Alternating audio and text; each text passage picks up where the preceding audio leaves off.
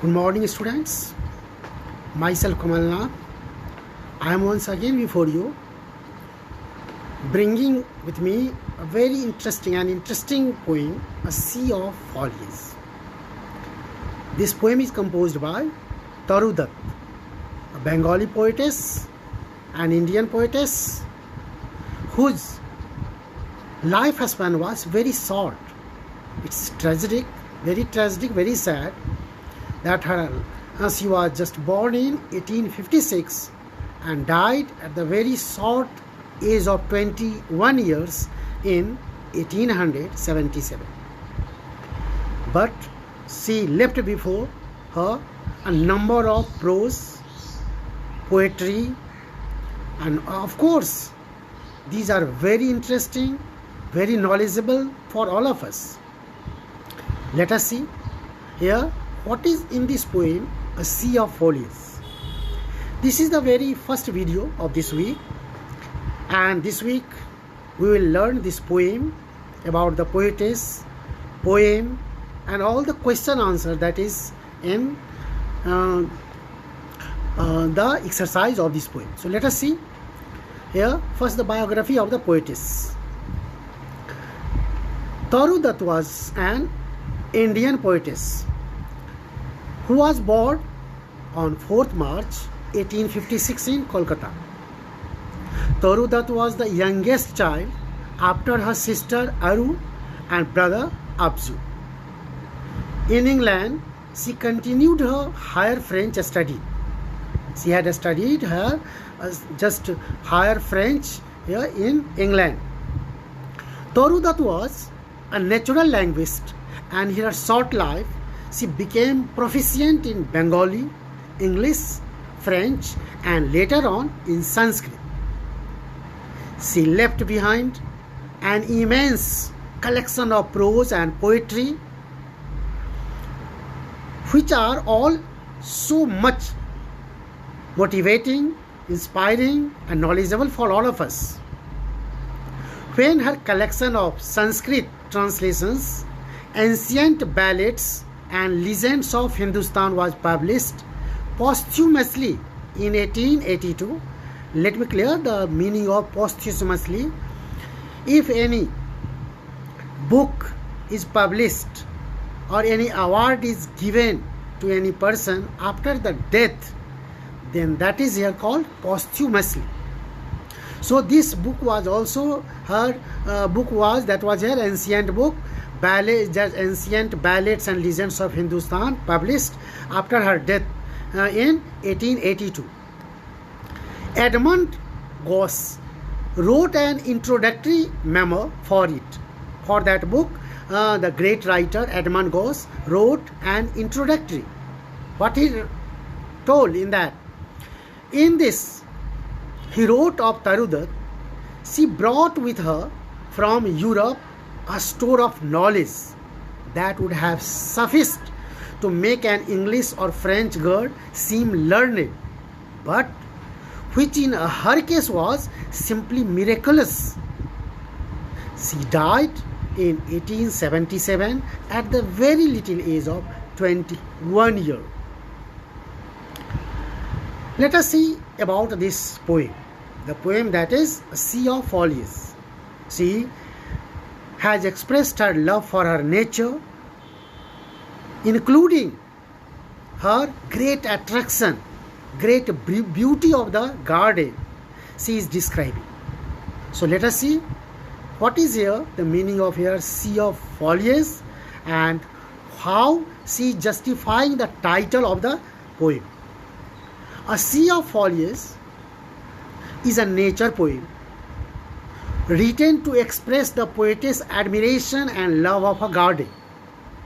The garden is full of different kinds of trees, and thus, whichever way one turns, an abundance of leaves meet the eye. In which direction you go, left or right, back or front, and from top to just here bottom, you watch.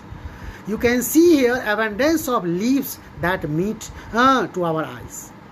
Hence, the title of poem that is given, A Sea of Follies, is justified. accurate and correct. However, the poetess goes on to elaborate that the foliage is not of a single monotonous green. This foliage, this greenery, foliage means here greenery, all around greenery, full of greenery. So she doesn't just only tell about the garden, it's beautiful, she is elaborating. The title is elaborating, she is elaborating in the poem by telling that this foliage is not of a single monotonous green, only green. It comprises a variety of colors that make the garden looks extraordinarily beautiful. The tamarind leaves, you all know very well what is tamarind tree. The tamarind trees are light green. The mango leaves are darker. Here is what the contrast she is telling about the two different trees. The tamarind trees leaves are light green, not deep, but the mango leaves are darker, it's deep.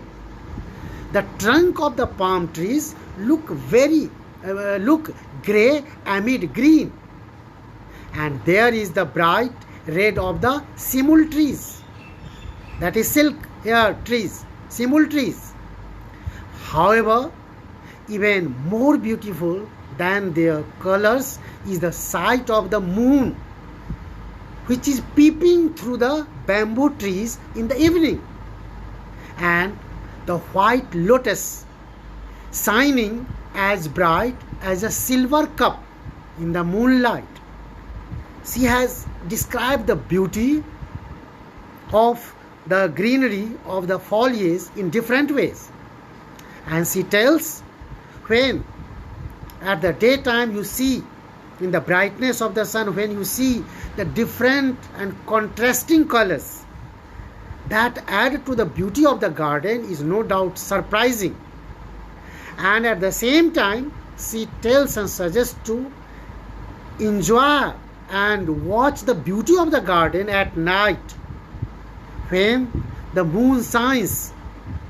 And when the moon shines, the light of the moon comes through the bamboos, and when it falls to the lotus that is blooming in the pool, it is that what here, it is looking like a silver cup. That lotus here looks like a silver cup. So what is here? Similes, different types of similes she has here used in the poem to compare the different sights, different scenes, or the beauty of the garden, so that we can visualize through that perspective, through that comparison, and she gets success in that. It is that sight which reminds the poet of the pristine Garden of Eden. You must have heard here what is here Eden Garden. It is what here supposed in a book that it was the first garden, and in which garden the first man and woman were born, were seen, existed. So she is comparing the site of her garden with the garden of pristine, means primeval, first just garden, that is Eden Garden. And that is here what this garden is mentioned, and several types of things are mentioned in that. The poem asks the reader to imagine the garden at 2 times day, when the different colors of the trees are clearly visible, and night, second time at night, when the moon and moonlight transform, means change the scene. It also asks the reader to look at this garden both sides, both from side to side, that is to appropriate the just sea of foliage, and from up to down, from the moon to the lotus on the pond, to judge the beauty exactly. What is the beauty of the garden, and how does it look? How does its green is here unvaries and contrasting green, not only of one color? That is no doubt very surprising. The poetess uses similes to explain how the different trees looks, comparing palm tree trunks to pillars. Palm trees that is here all around in the garden looks like the pillars, and in a more unusual comparison, the red color of simul's to the sound of trumpets, the sight, the red color of simul's is compared to the sound, not to the sight. The beauty generally is compared to another beauty, another sight. But here the poetess is here comparing the beauty of the sight of red color that is among that all here bamboo. It is here compared with the sound, trumpet sound, how the trumpet sound attracts people all of a sudden, that sound. Like that, the color, the red color of the simul also startles or amazes the lookers on, the viewers' attraction.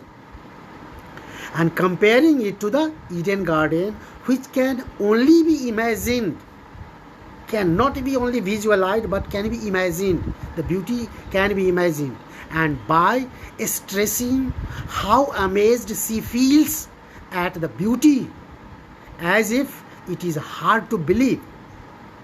She tells it is hard to believe the beauty. When we imagine the beauty of the garden, it is very difficult to believe that its beauty is so much here attracting, so much fascinating. And that's why she compares the beauty, draws the attention of the readers through her different here similes. That is what here you can say comparisons, and that's only makes this beautiful garden unique and extraordinary. So here was the summary, the poetess instruction, her review, her life, and later on in the second video will contain the full explanation of the poem. Line wise I will explain you, and then there will be some questions to discuss, that is from the exercise understanding the poem. That will be in the third video.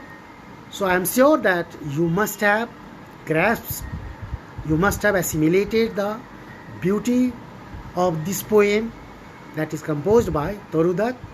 Thank you, students. Thank you very much.